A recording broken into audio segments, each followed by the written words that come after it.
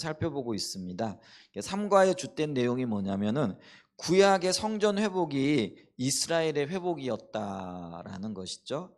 이제 이 얘기는 어떤 얘기냐면은 하나님께서 그 백성들이 범죄하셨을 때에 심판하시는데 그 심판이 뭐였느냐면 나라가 이방 나라에 의해 가지고 망하게 되어지는 거죠. 하박국에 보게 되면은 더 악한 민족을 들어서 그래도 악하긴 하지만 덜 악한 이 나라를 멸망시키는 것이 합당한 일입니까? 하고 하박국이 이렇게 질문을 하죠. 그럼에도 불구하고 의인은 믿음으로 말미암아 살리라. 그 얘기는 하나님의 행하시는 것, 그것이 그 하나님의 뜻대로 이루어지는 그것이 결국은 합력하여 선을 이룰 것이라는 것을 믿음으로 바라고 믿음으로 그 서는 것을 의미하죠. 이제 그런 어떤 일들이 있었는데 결국은 바벨론이라는 이스라엘의 북쪽에 있었던 더 큰 민족, 더 악한 민족을 들어서 이스라엘이 멸망하게 되어집니다. 그게 BC 586년이죠. 근데 하나님께서 예레미야 선지자를 통해서 70년 만에 돌아오리라 이렇게 말씀을 하셨어요. 그런데 그 정확하게는 48년이 지나고 난 다음에 그 바벨론이 그 거대했던 제국이 하룻밤 만에 무너지게 되어지는, 그래서 그 제국을 페르시아가 대신하게 되어집니다. 근데 그 페르시아가 오늘날의 이란이죠. 바벨론은 오늘날의 이라크 그 후손들입니다. 이 페르시아가 바벨론을 무너뜨리고 등장을 하게 되어지는데 그때 왕이 고레스였어요. 근데 그 고레스가 희한하게도 나라를 정복하고 바벨론을 무너뜨리고 난 다음에 소수 민족들, 특별히 유대인들을 향하여 칙령을 내리는데 그게 뭐냐면 너희 고국으로 돌아가라는 거죠. 그리고 돌아가서 너희가 섬기던 그 신을 섬기고 또 너희가 그 행하던 그 종교적인 어떤 의식, 이런 모든 것들을 행하라 이렇게 합니다. 그래서 이제 바벨론으로 포로로 잡혀갔던 사람들이 48년 만에 약 5만 명 정도가 돌아옵니다. 왜냐하면 바벨론에 가가지고 이미 결혼하고 생활의 터전을 내리고 이랬던 사람들은요 쉽게 이렇게 돌아오지 못하죠. 남아 있었던 사람들도 있고 또 신앙적인 이유, 또 여러 가지 어떤 이유들을 가지고 5만 명이 이렇게 돌아오는데 그때 그들을 주도해 갖고 온 사람이 스룹바벨입니다. 근데 스룹바벨이 48년 만에 538년에 돌아오는데요. 돌아와서 가장 먼저 했던 일이 뭐냐면요, 그 땅에 다시 성전을 세우기를 한 거죠. 그래서 성전 기초를 놓고 또 성전을 세우려고 하는 준비를 하게 됩니다. 근데 그 기간이 2년이 걸려요. 와서 이제 538년에 와서 또 이게 그 여러 가지 준비도 하고 또 이렇게 또 성전 터도 닫고 뭐 이런 어떤 기초를 이렇게 하게 되어지죠. 근데 그 기간이 이제 2년이 되어지고 기초를 놓고 난 다음에 성전을 세우려고 하니까 그 주변에 있던 사마리아인이라든지 아니면 주변 그 소수 민족들 있죠. 그리고 이스라엘과 대적 관계에 있었던 그 민족들이 그 성전 세우는 거를 방해하죠. 그래가지고 조서를 아니 그 뭐죠? 맞죠. 조서를 써가지고 왕에게 올리는 거죠. 이 나라 그 유대인들이 성전을 쌓고 성벽을 쌓아가지고 왕에게 대적하려고 합니다. 했더니 그때 이제 아닥사스다 1세 때입니다. 이 아닥사스다는 느헤미야 시대의 아닥사스다 왕하고는 다른 왕이에요. 아닥사스다 1세가 그렇게 하지 못하게, 그러니까 조서를 내리게 돼, 칙령을 내리게 되어지는데 그렇게 되어져서 이 성전 그 기공 그 기초만 놓고 난 다음에 성전을 다 짓지 못하게 되어집니다. 그 사람들의 방해로 인해 가지고. 근데 그로부터 18년이 지나고 난 다음에 성경에 보면 학개와 스가랴라는 선지자가 등장을 합니다. 근데 그들이 뭘 예언을 하고 이스라엘 백성들이 촉구를 하느냐면 너희들이 언제적에 지금 고토, 그러니까 예루살렘으로 돌아왔는데, 그리고 너희들이 그 돌아와 가지고 자기를 위하여는 좋은 집을 지어 놓고 그리고 편안하게 살고 있으면서 하나님의 성전이 무너져 있는 그것을 돌아보지 아니하고 있느냐. 만약에 그렇게 되어지면은 너희가 농사를 지어도 소출을 거두지 못할 거고 열심히 노력하고 애를 써도 하나님이 돕지 않기 때문에 아무런 이익이나 소출이나 어떤 그 유익이 없게 될 거다. 이러면서 그들을 도전하게 되어지죠. 그래서 그들이 다시 성전을 지으려고 하는 계획을 하게 되어지죠.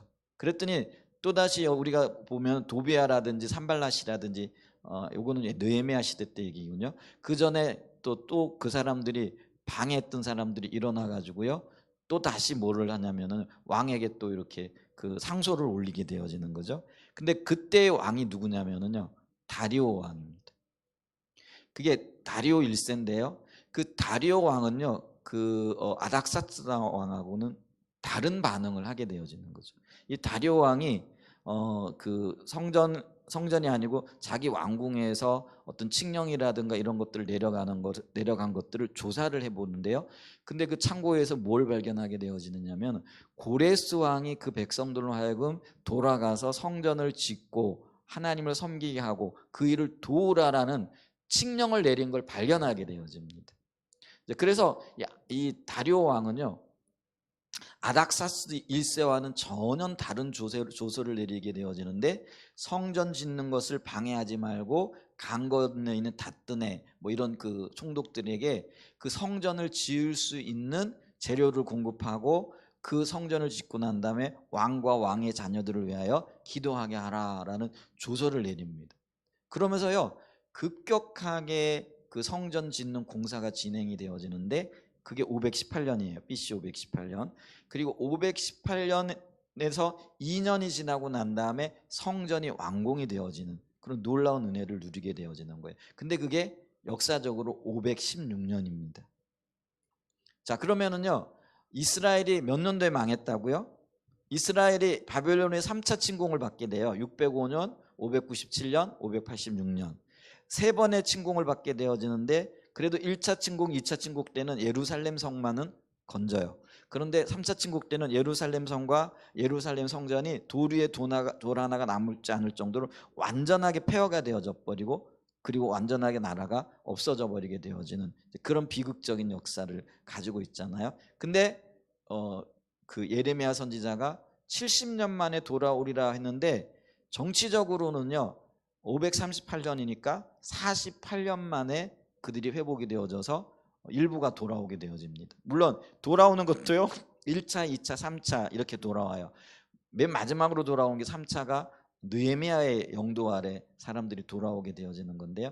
어쨌거나 그렇게 돌아와 가지고 그 정치적으로 보나 경제적으로 보게 되어졌을 때는 그 자치 통치이긴 하지만 나름대로의 어떤 그런 그 회복이 되어진 상태이잖아요. 그런데 하나님께서는요 정치적으로 회복이 되어지고 경제적으로 회복이 되어진 것을 이스라엘의 회복으로 보지 않는다라는 거죠. 그러면 언제를 회복으로 보시냐면 516년에 학개와 스가랴 선지자의 예언의 활동과 또 하나님이 그들을 그 여호와의 질투하심으로 도우심으로 인해서 성전이 지어지고 난 그 해를 가리켜서 이스라엘의 회복이라 이렇게 얘기를 하는 거예요. 그래서 그 기간이 정확하게 70년이 되어지는 거죠. 이게 놀랍잖아요. 우리는 어떻게 생각해요? 나라가 망했다가 고토로 돌아오고 예루살렘 성에 민족끼리 모여가지고 살면은 우리가 회복이 되어졌다 이렇게 얘기할 텐데 하나님은 그게 아니라는 거죠. 성전의 회복은 다른 말로 얘기하면은요 종교적인 회복을 얘기하고 그 종교적인 회복이라는 거는 그 민족이 하나님을 찾기 시작했다라는 그런 의미가 있게 되어지는 거죠. 그래서 영적인 회복을 하나님은 그 이스라엘의 회복으로 보셨다라는 거죠. 그게 역사적인 사실입니다. 근데 이제 여기서 우리가 기억해야 될 거는 그러면은 그 성전이 회복되어지는 것을 이스라엘의 회복이라 이렇게 하셨고 그럼 왜 성전이 회복되어진 것을 이스라엘의 회복이라고 얘기를 하셨는가 했을 때 이런 의문이 드는 거예요. 어떤 의문이 드느냐면은 아니 그러면은 건물이 세워져야 이 성전이 어떤 형태를 보면 건물이잖아요. 그럼 건물이 세워지고 오늘날로 얘기하면 교회가 세워져야지 그게 회복되어진 건가? 그러면은 건물이 중요한 건가? 이제 이런 의문이 들 수 있잖아요. 근데 그건 아니에요. 왜냐하면은요, 우리 이사야 66장 1절 좀 보시죠. 이사야 66장 1절과 2절 말씀인데요.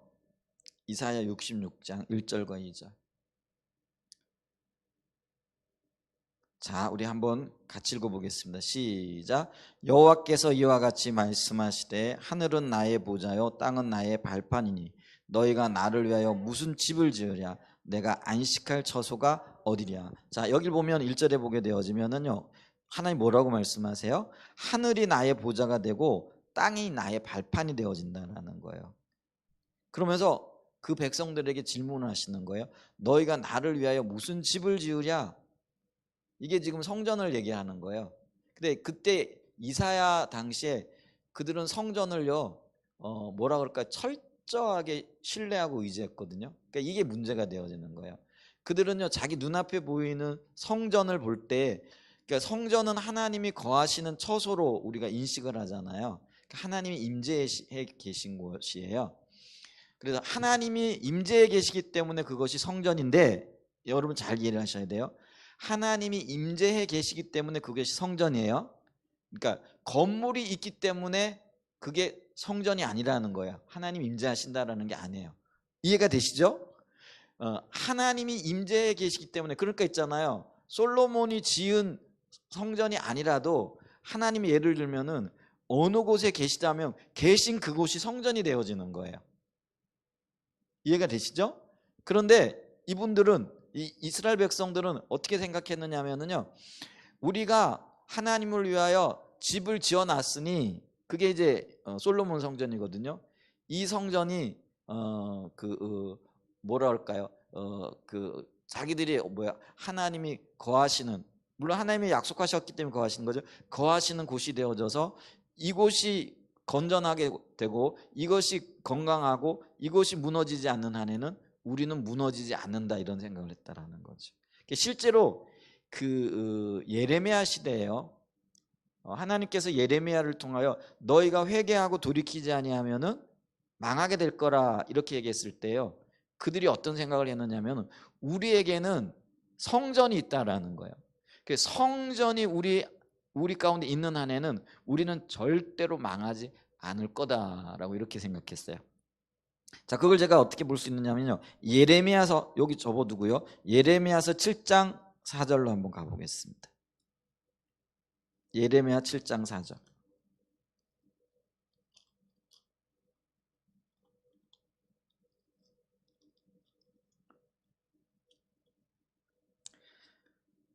주여 보세요. 자, 예레미야 7장 4절 보세요. 같이 읽어보겠습니다. 시작. 너희는 이것이 여호와의 성전이라 여호와의 성전이라 여호와의 성전이라 하는 거짓말을 믿지 말라. 여호와의 성전이란 말을 3번이나 반복을 하고 있어요. 여러분 있잖아요, 어떤 것들은 중요한 거를 반복해서 얘기를 하잖아요. 근데 이게 지금 누가 하는 말이냐면요, 이스라엘 백성들이, 유대 백성들이 하는 얘기예요. 그래서 이것이 여호와의 성전이에요. 그리고 이 성전이 우리 가운데 있어요. 성전이 있기 때문에 하나님이 우리를 버리지 아니하실 거예요. 이렇게 철석같이 믿고 있었다라는 거예요. 그런데 하나님이 그들을 향하여 너희가 이것은 예루살렘 성전 건물을 가리키는 거예요. 이것이 성전이라 성전이라 성전이라 하는, 뭘 믿지 말라고요? 거짓말이라는 거예요. 이게 참 심각한 거예요.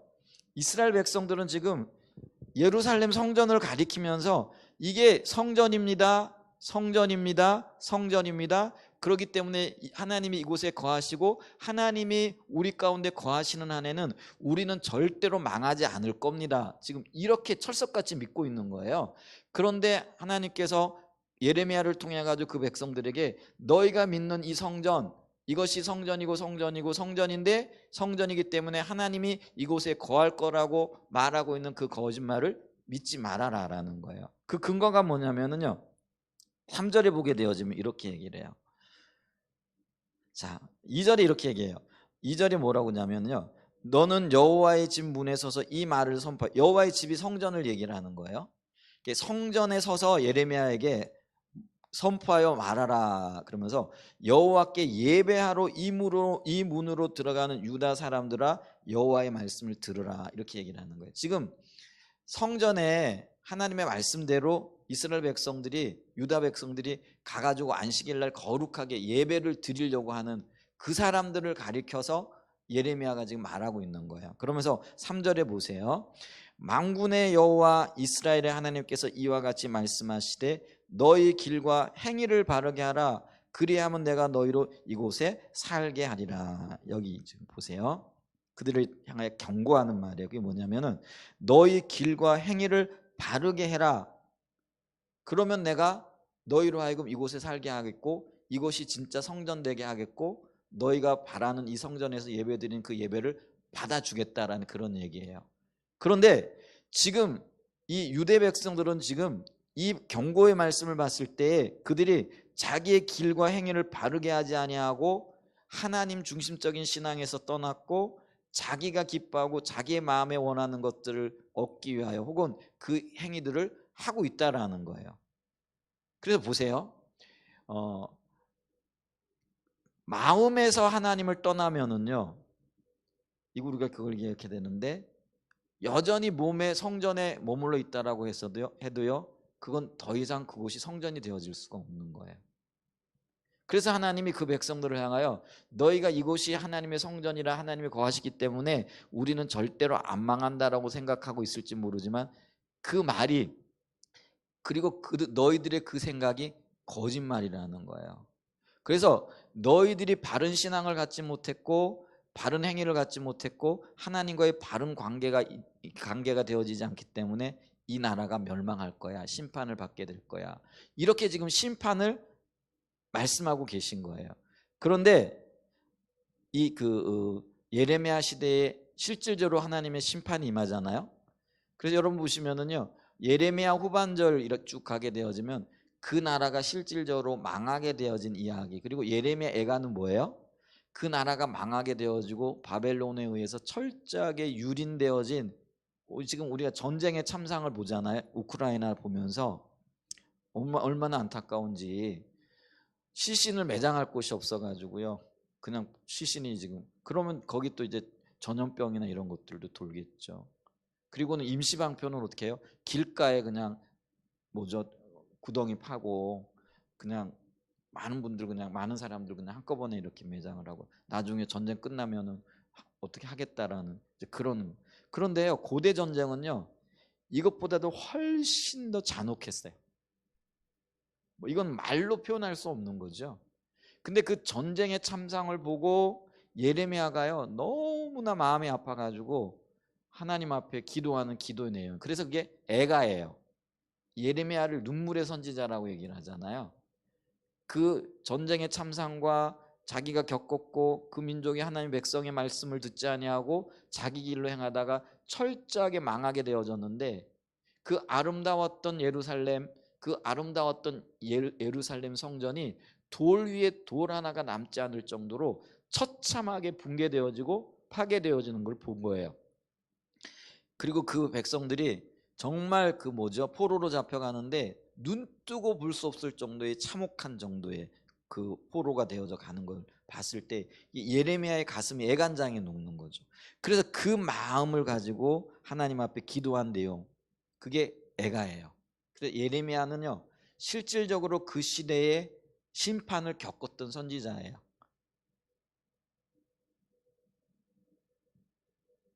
그런데 그 백성들이 어떤 착각을 하고 있었느냐면요, 건물이 있으면은 하나님이 이곳에 계시다라고 생각했다라는. 그러니까 우리가 어떻게 살아도 상관없다라는 생각을 하고 있었던 거죠. 그러니까 그들이 하나님의 말씀을 듣고 자기를 돌아보고 회개하고 돌이키고 하나님이 기뻐하시는 길과 행위로 돌이켜야만이 하나님이 함께 하시는데, 그들은요 자기를 돌아보고 돌이킬 생각을 안 하고 우리 눈에 하나님께서 예루살렘 성전에 영원히 거하시겠다고 약속을 하셨어. 근데 예루살렘 성전에 솔로몬에게 하신 약속이 그거잖아요. 근데 그 약속은 뭐냐면 그 백성이 하나님 안에 거하게 되어질 때 효력이 있는 거예요. 그 백성이 이미 하나님 떠났는데 하나님이 뭔 건물에 미련이 남아가지고 적어도 솔로몬이 그 성전을 세울 때는요 그의 마음이 온전하여 하나님만을 바라보고 있었던 거예요. 그랬더니 하나님께서 그것을 너무 기뻐하시고 솔로몬에게 응답하신 거예요. 네가 아름답게 건물을 지었구나. 그건 건물이 아니고요 솔로몬의 마음과 그때 당시에 온전한 마음으로 하나님을 경외했던 사람들을 향한 하나님의 마음이었던 거예요. 그거를 네가 아름답게 이 성전을 봉헌했구나, 내가 이 성전에 거하고 영원히 너희를 지켜줄게 했을 때는요 너희들의 그 마음이 변하지 않는 한, 너희들의 그 마음이 하나님 앞에 온전할 때 내가 너희들을 지키고 보호하겠다라는 거예요. 하나님이요 건물에 미련이 있는 분이 아니에요. 건물이 아름답고 건물이 웅장했기 때문에 하나님이 그걸 기뻐하셨던 게 아니라는 거예요. 솔로몬이 바른 신앙 안에 있었기 때문에 그걸 기뻐했던 거예요. 그런데 지금 솔로몬도 말년에는 하나님을 떠나죠. 우리가 그런 걸 보게 되는데 이게 참 사람이라는 게 참 그래요. 이스라엘 백성들은 솔로몬보다도 더 멀리 하나님을 떠나 있는 거죠. 그랬을 때 하나님이 하나님을 떠난 상태에서 마음으로는 하나님을 떠나는데 건물만 남아있다고 하나님 우리를 지켜주실 거라 이렇게 말하는 게 거짓말이라는 거예요. 그거 믿지 말아라 이렇게 얘기하는 거예요. 그래서 다시 보세요. 66장 이사야 66장 2절로 돌아와요. 자 26장 2절 보게 되어지면은요 자 하나님의 마음이 여기에 담겨져 있어요. 자 이사야 66장 2절이에요. 자 한번 같이 읽어보겠습니다. 시작. 나 여호와가 말하노라 내 손이 이 모든 것을 지었으므로 그들이 생겼느니라. 무릇 마음이 가난하고 심령이 통회하며 내 말을 듣고 떠는 자 그 사람은 내가 돌보려니와. 자 보세요. 1절과 2절을 비교하게 되어지면 하나님이 지금 뭐라고 말씀하시는 거예요? 하늘이 나의 보좌고 땅이 나의 발판이야. 건물? 집? 그게 뭐야? 나 그런 거 관심 없어. 그런데 내가 관심 있는 게 있어요. 그게 뭐예요? 무릇 마음이 가난하고 심령이 통회하며 하나님의 말씀을 듣고 그 말씀을 따라 살고자 정말 경외하는 마음을 가지고 그 말씀 앞에 자기 자신을 드리는 자를 얘기를 하는 거예요. 우리가 지금 팔복 배우고 있잖아요. 이 팔복의 마음을 얘기를 하는 거예요. 이런 바른 마음의 자세와 태도를 가지고 있는 그 사람들을 내가 돌보겠고 내가 인도하겠다라는 거예요.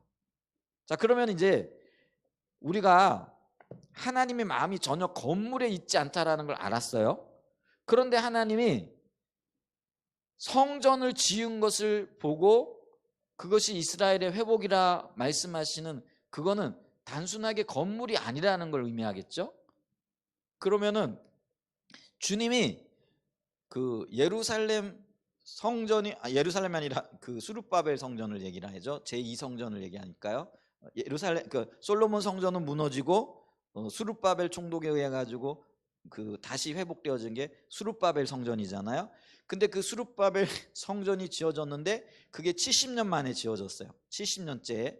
그랬더니 하나님이 내가 다시 돌아오겠다 이렇게 얘기를 하시는 거예요. 그러면은 아까 근데 하나님이 건물에 초점이 있는 게 아닌데 왜 성전이 지어진 것을 가지고 내가 돌아오겠다라고 말씀하고 계시냐라는 것이냐, 이게 좀 궁금증이 들잖아요. 그러면은 이 성전의 기능이 뭐고 성전의 의미가 뭔지를 얘기를 하는 거예요. 그럼 성전의 기능이 뭐예요? 기능은 예배 드리는 거죠. 근데 성전의 영적인 의미는 뭐예요? 그곳에서 하나님을 만나는 것이라는 거예요. 자, 이해가 되시죠? 자, 그랬을 때 하나님께서 성전이 세워진 것을 이스라엘의 회복으로 보시고 하나님이 돌아오셨다라는 거는요 지금 건물을 얘기를 하는 게 아니에요. 그 건물이 세워진 것의 영적인 의미를 얘기를 하는 거예요. 그리고 그 건물이 세워졌고 그 건물이 세워짐으로 이제 비로소 그 백성들의 마음이 하나님을 찾고 그곳에서 주님을 만나게 되어지는 그런 역사들이 있게 되어졌다라는 거예요. 그리고 그게 이게 그 조건이 되어졌다라는 거예요. 자, 이걸 이해하기 위해서는요 우리가 본질과 의식의 관계를 조금 살펴보는 게 굉장히 중요해요. 여러분, 우리의 신앙의 본질은 하나님과의 인격적인 관계잖아요. 그게 굉장히 중요해요. 근데 이 본질을 우리가 무엇에 담아가지고 표현을 하느냐면요, 의식에다 담아 표현을 하는 거예요. 그럼 이 의식이라는 게 뭐예요?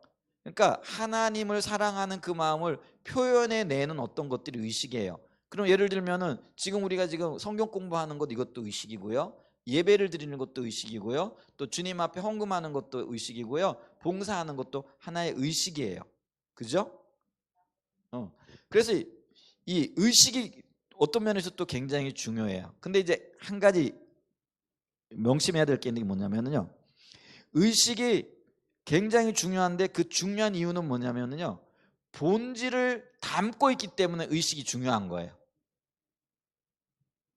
이해가 되세요? 근데 만약에 본질은 빠져버리고 의식만 남아있으면 이게 뭐가 되는 거예요? 이게 율법주의가 되어지는 거예요. 자, 그래서 이거를 좀 기억해 봐야 돼요. 우리의 신앙의 본질은요, 하나님과의 인격적인 관계예요.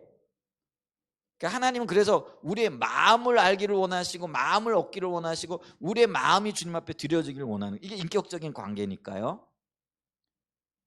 근데 반면에 이 마음을 어디에다 담아서 하나님 앞에 드리는 거예요? 의식에다 담아 드리는 거라는 거예요. 그래서 의식도요, 굉장히 중요해요. 그런데 문제는 뭐냐면은 의식은 있는데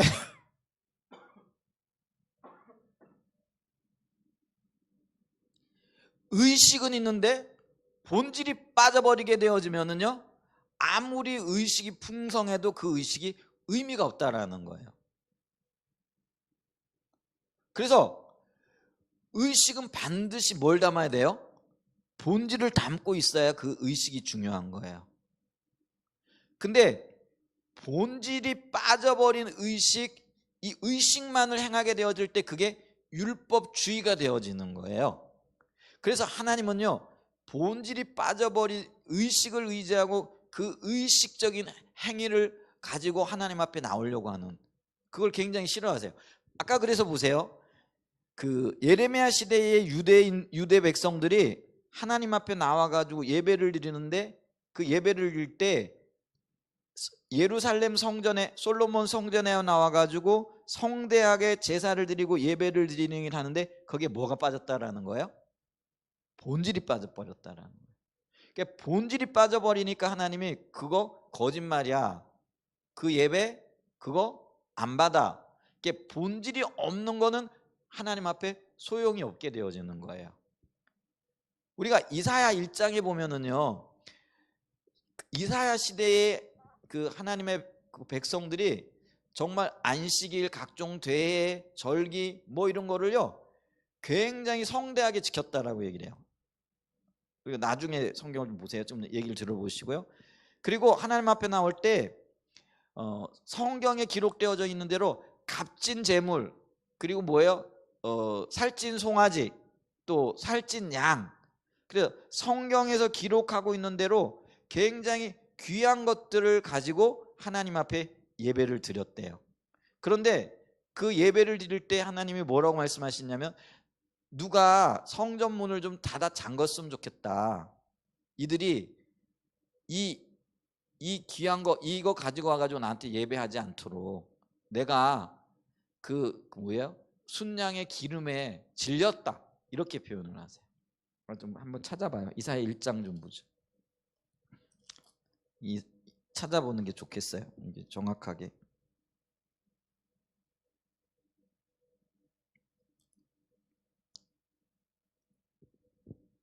자, 1장 14절을 좀 봐요.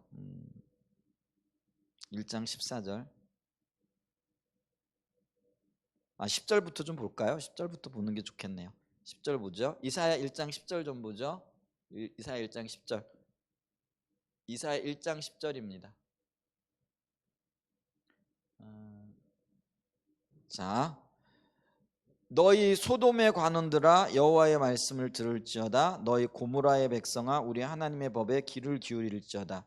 여호와께서 말씀하시되 너희의 무수한 재물이 내게 무엇이 유익하뇨? 나는 순양의 번제와 살찐 짐승의 기름에 배불렀고 나는 수송아지나 어린 양이나 순염소의 피를 기뻐하지 아니하노라. 너희가 내 앞에 보이러 오니 이것을 누가 너에게 요구하였느냐? 내 마당만 밟을 뿐이니라. 헛된 재물을 다시 가져오지 말라. 분향은 내가 가증히 여기는 바요 월삭과 안식일과 대회로 모이는 것도 그러하니 성회에 아울러 악을 행하는 것을 내가 견디지 못하겠노라. 이게 참 재밌는 얘기가 있어요. 이게 뭐냐면 13절에 헛된 재물을 다시 가져오지 말라. 분향은 내가 가증히 여기는 바요 월삭과 안식일과 대회로 모이는 것도 그러하다. 여러분 보세요. 하나님이 레위기나 민수기에 보면은 나한테 예배 드려라 그러면서 예배 드릴 제물까지 정해 주셨거든요. 이런 예물 드릴 때는 순양 가지고 와라, 그 흠없는 거 가져와라, 이런 걸 얘기를 하셨거든요. 또 뿐만 아니라 안식일 안 지키면은 하나님이 벌 주겠다고까지 약속하셨거든요. 그리고 예물 안 가지고 오면은 그 예물에 포함되어지는 게 11조잖아요. 안 가져오면은 성경에 보면 도둑놈이라고까지 얘기를 하고 있거든요. 그런데 주님이 뭐라고 말씀하세요? 내가 그거 너에게 요구했느냐? 12절에 그렇게 내가 누가 너희에게 그걸 요구했느냐라고 이렇게 얘기를 하는 거예요. 그러면서 뭐라고 얘기를 하는 거예요? 헛된 재물 이거 다시는 가져오지 말라는 거예요. 그러면서 뭐냐면 내 마당만 바른다라는 거예요. 그러면서 14절에는요 내 마음이 너희의 월삭과 정한 절기를 싫어한다라고 이렇게까지 얘기하는 거예요. 그러면 이게 심각한 거예요. 하나님은 그러면은 예배 드리라 그래 놓고 올 때 귀한 어떤 그 뭐죠? 그 예물 가지고 오라라고 얘기를 했단 말이에요. 그렇게 말씀을 해놓고는 지금은 안 했다고 발뺌하고 계시냐는 거예요. 그럼 이 말씀을 어떻게 이해해야 되냐라는 거예요. 그러니까 우리가 이 성경을요 표면적으로 드러나는 것과 이면적으로 보여지는 것들이 무엇이고 하나님의 마음이 하나님의 의도가 무언가를 봐야 된다라는 거예요. 그럼 이 말씀을 하시는 하나님이 의도가 뭐냐면은 하나님이 나 제물도 안 받는다, 너희들이 정성스럽게 드리는 어떤 뭐죠 예물도 안 받는다 이런 의미가 아니라는 거예요. 그럼 뭐냐면 이거는 의식이잖아요. 보죠? 여러분 이게 제사를 드릴 때 순양을 드리고 이게 오늘날로 얘기하면 헌금 드리는 거잖아요. 그죠? 피를 드리고 뭐 또 여러 이런 안식일을 지키고 이게 주일 지키는 거잖아요. 오늘날 의식이잖아요. 이게 의식인데 이 의식을 굉장히 이스라엘 백성들이 성대하게 했어요. 그런데 문제는 뭐냐면 이 의식을 드릴 때 본질이 쏙 빠져 있었던 버린 거예요. 자, 그걸 우리가 어떻게 알 수 있느냐면요. 1장 4절 좀 봐요. 자, 보세요. 1장 4절 보세요. 3절과 4절을 좀 읽어보죠. 이사야 1장 3절과 4절을 좀 봐요. 자, 찾았죠? 자, 같이 읽어보겠습니다. 시작. 소는 그 임자를 알고 나귀는 그 주인의 구유를 알건만은 이스라엘은 알지 못하고 나의 백성은 깨닫지 못하는도 하셨도다. 야, 이게 지금 소도요 자기 임자를 알아본대. 동물도 자기 임자를 알아. 여러분 요즘 강아지들 자기 그 주인 알아보죠. 얼마나 충성스러운지 몰라요. 소도 자기 임자를 알아본다라는 거예요. 나귀도 그 주인의 구유를 알아보고 자기가 밥 먹을 때 밥 주는 이가 누군지를 알아본다라는 거예요. 그런데 문제는 뭐예요? 이스라엘은 안다라는 걸 모른다라는 거예요. 모른다라는 거예요. 나의 백성이 하나님의 사랑을 깨닫지 못하고 하나님의 마음이 뭔지를 모르고 있다라는 거예요. 그러니까 4절에 이런 얘기가 나오는 거예요. 4절 보세요. 슬프다 범죄한 나라여 허물진 백성이요 행악의 종자여 행위가 부패한 자식이로다. 그들이 여호와를 버리며 이스라엘의 거룩하신 이를 만홀히 여기고 멀리하고 물러갔도다. 이게 지금요 이스라엘 백성들의 영적인 상태라는 거예요. 그들은요 자기들은 뭐라고 얘기하냐면 우리는 하나님의 백성이야, 하나님이 우리의 아버지야, 이렇게 말로는 얘기를 하고 있는데 실질적으로 그들의 삶은 어떻다라는 거예요? 하나님과 전혀 상관없는 삶을 살고 있고요 하나님의 마음 하나님의 뜻을 모르는 거예요. 여러분 자녀가 부모의 마음을 모른다. 이거를 우리는 불효라고 얘기를 해요. 좀 표현이 좀 그런가요? 우리는 불효자식 뭐 이렇게 얘기를 하면은 말 안 듣는 거, 말 안 듣는 거 그거 불효 맞죠. 근데 보다 근본적인 거는요, 자식이 부모 마음을 모르는 거야. 자식이 부모 마음을 모르니까 부모 말을 안 듣는 거예요. 부모의 마음을 알게 되어지면은 자식이 말을 들을까요, 안 들을까요? 당연히 듣게 돼 있다라는 거예요. 근데 지금요, 이스라엘 백성들이 하나님을 향하여 하나님은 우리의 아버지요, 여호와는 우리의 구원자요, 창조자요, 이렇게 말은 하는 거예요. 그리고 예배당에 나와가지고 예배를 드릴 때, 성전에 나와 예배를 드릴 때 무수한 재물을 가지고 나왔다고 얘기를 하잖아요. 그런데 예배를 드리면서도 그들은 하나님의 마음을 모르는 거예요. 하나님의 진정한 의도와 의중을 모르는 거예요. 그러니까 하나님이 뭐라고 말씀하시냐면, 이 백성이, 이스라엘이 나를 알지 못한다라는 거예요. 내 마음을 깨닫지 못하고 있다라는 거예요. 그러니까 이들이 슬픈 나라가 되어지고 허물진 백성이 되어지고 행악의 종자의 행위가 부패한 자식이 되어졌어요. 그러니까 주님이, 하나님 뭐라고, 그들이 나를 버렸다라고 얘기를 하는 거예요. 근데 제가 버렸다라고 얘기했을 때 이 얘기를 자주 하잖아요. 우리가 하나님을 버렸다, 하나님을 떠났다라고 얘기했을 때 이게 우리식으로 얘기해, 오늘날. 그러면 이제 우리가 이제 하나님을 버렸다 그러면 이제는 더 이상 교회도 안 나오고 이제는 예배도 안 드리고 하나님과 상관없이 살아가는 거, 그게 틀림없이 버린 거 맞죠? 그런데요, 그런 행동이 나오기 전에 벌써부터 우리는 마음으로부터 하나님을 떠나 있는 거예요. 그러니까 보세요, 몸은 지금 나와가지고 예배를 드리고 있고, 또 겉모양으로 볼 때는요, 찬양과 경배도 드리고 성경 공부도 하고 헌금도 드리고 있는 것 같아요. 그런데 마음으로부터 하나님을 떠나 있어요. 그러면 그게 하나님을 떠난 거라는 거예요. 지금 이스라엘 백성들이 그런 상태에 있다라는 거예요. 그러니까 몸은요, 예배당에 와 있는 거예요, 쉽게 얘기하면. 그러니까 그 성경이 정한 대로 값진 것 잡아가지고 기름진 것 하나님 앞에 드리고, 그리고 뭐죠? 귀한 것 하나님 앞에 드리고는 있는 거예요. 그런데 몸은 와 있는데 하나님의 마음은 1도 모르고 있는 거예요. 하나님이 지금 무슨 말씀을 하고 계신지 관심도 없는 거예요.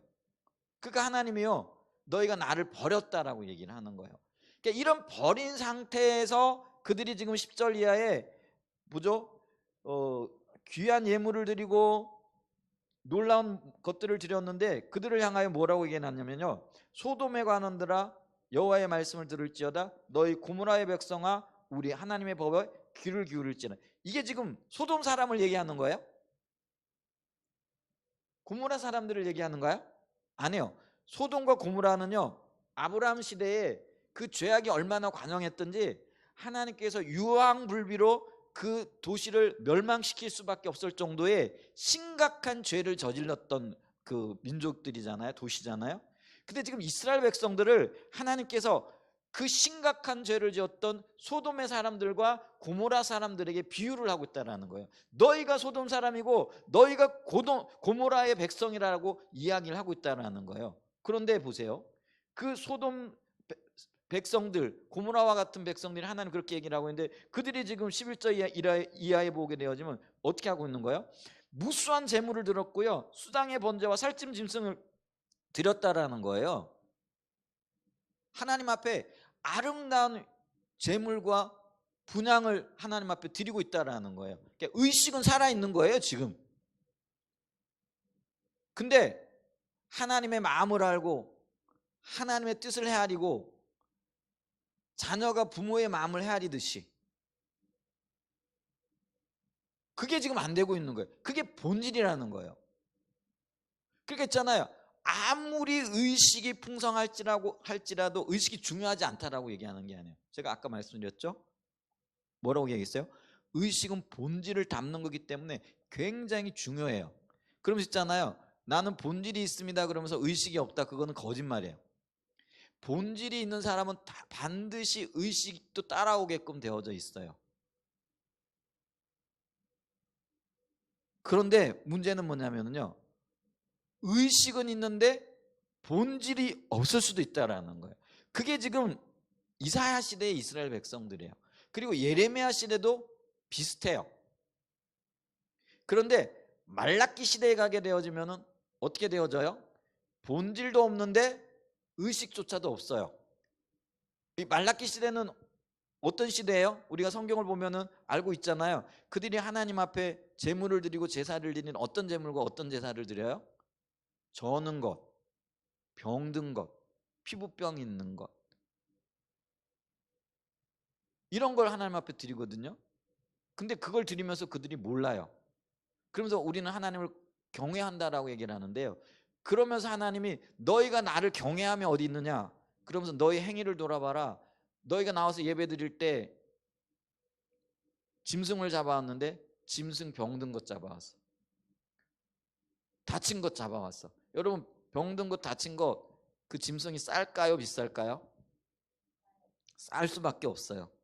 그러니까 그들이요 그걸 하는 거예요. 그러면서 그들이 뭐라고 얘기를 하느냐면, 이거 번제로 드릴 건데, 번제로 드리는 건 뭐예요? 불태워 가지고요 잿밖에 안 나는 걸 얘기를 하잖아요.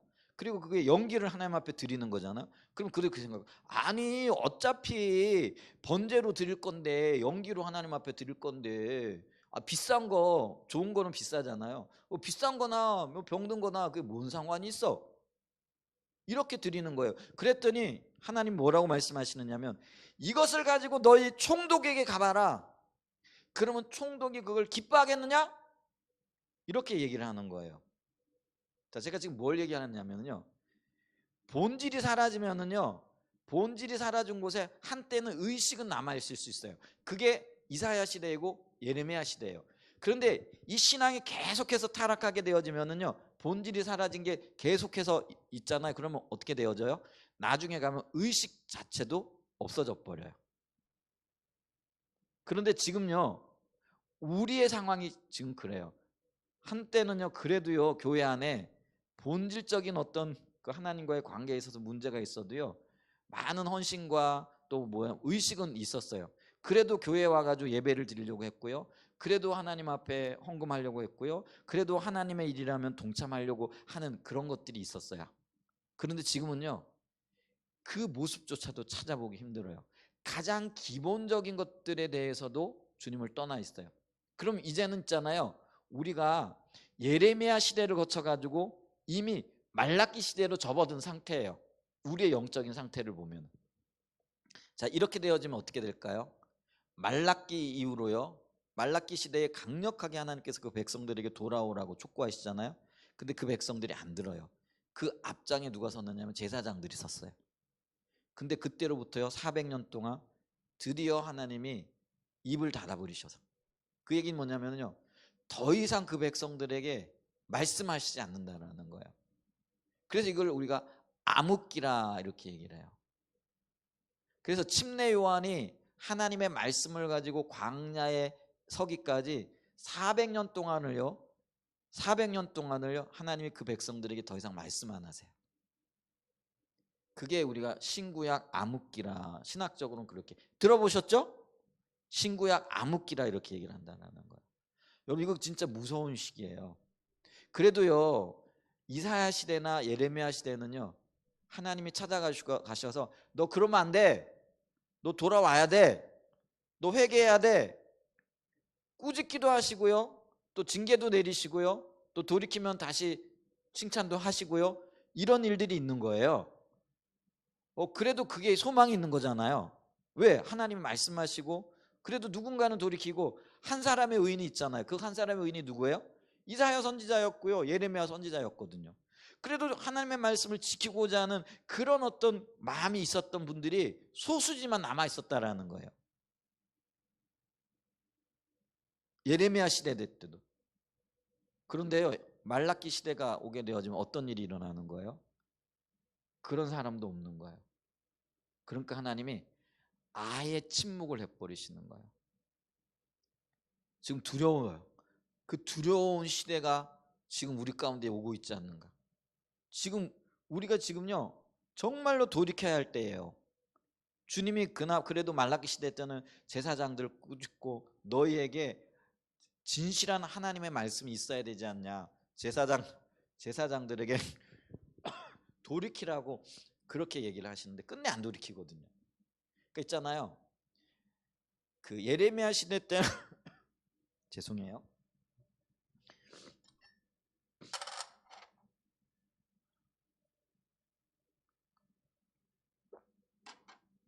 예레미야 시대 때는요.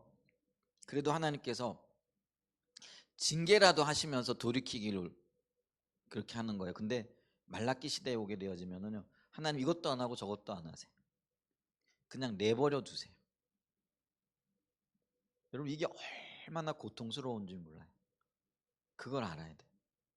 하나님이 더 이상 간섭 안 하시는 거. 그래? 너 하고 싶은 대로 한번 해봐.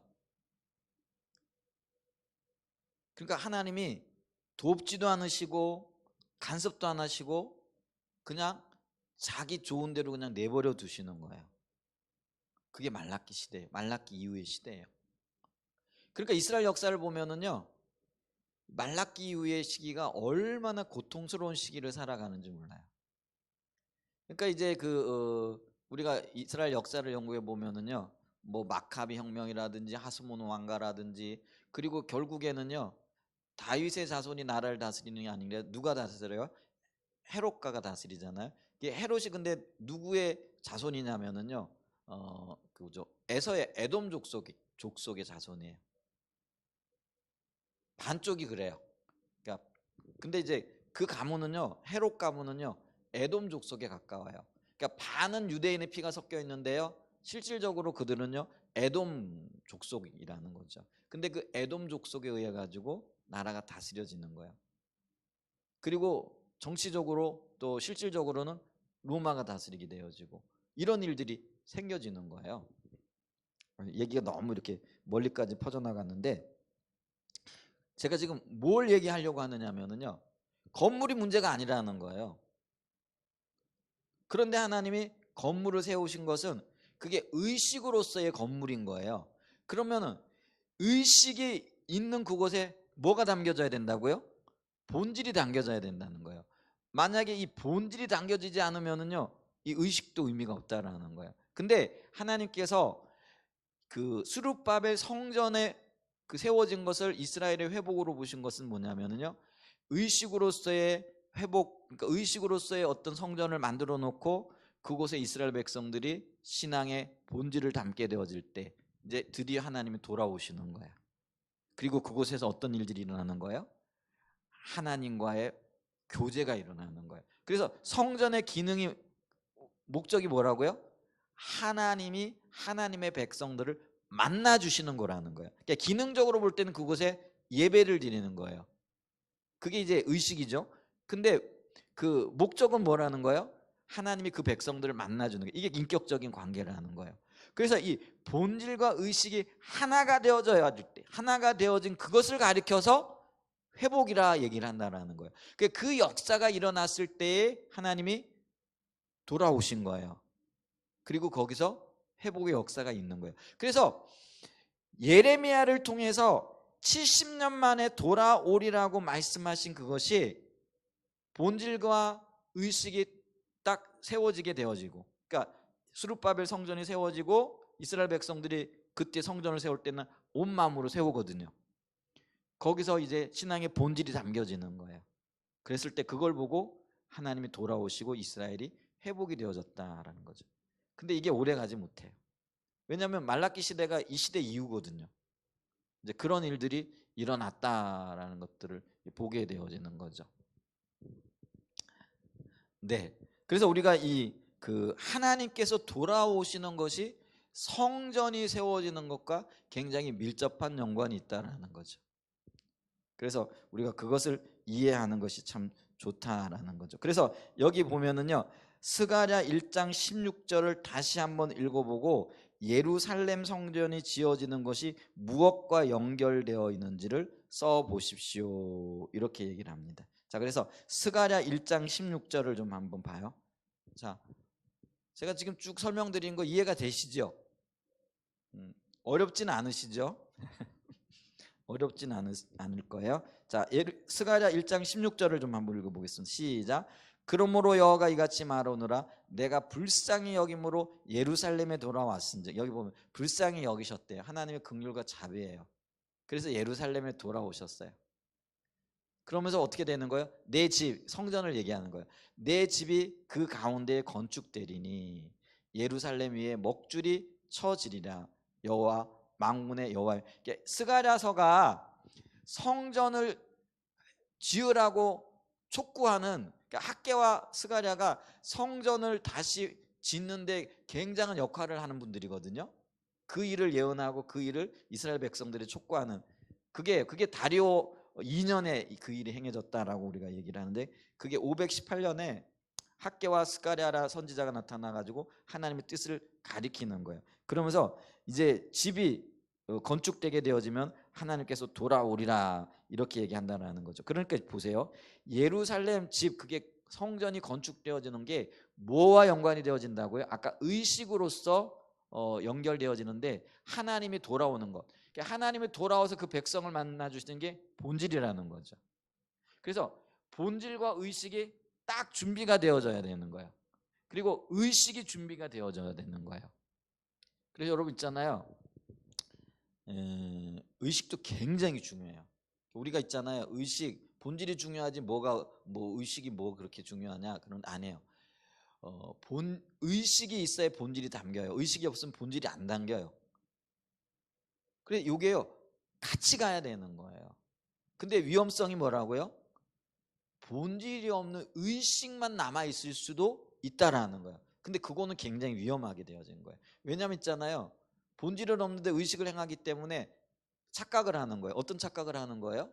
내가 본질이 있다라고 착각을 하는 거예요. 그래서 아까 있잖아요. 이사야 시대의 이스라엘 백성들과 예레미야 시대의 이스라엘 백성들이 하나님을 떠났는데도 불구하고 자기들이 하나님을 떠난 줄을 몰라요. 영적인 분별력이 가려졌어요. 근데 그 모르는 이유가 뭐라고요? 의식이 있거든요. 그러니까 의식이 남아있으니까, 의식이 있으니까 자기들이 본질을 떠났는데도 본질 떠난지를 모르는 거예요. 그래서 그게 굉장히 위험한 거예요. 그게 영적인 분별력이 없게 되어지면은요, 내가 의식행하고 있기 때문에 본질도 있다라고 생각을 하는 거예요.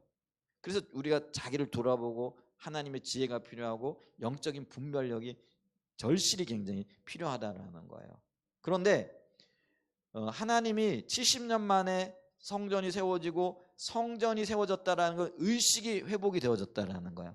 그게 의식이 회복되어지니까 하나님이 본질로 돌아오시는 거예요. 그리고 그거를 가리켜서 회복이라 얘기하시는 거예요. 아까 얘기했잖아요. 538년에 벌써 정치적으로는 회복됐다니까요. 그 백성들이 돌아왔다니까요. 그런데 하나님은요 그걸 회복이라고 말씀 안 하세요. 돌아왔다고 말씀 안 하세요.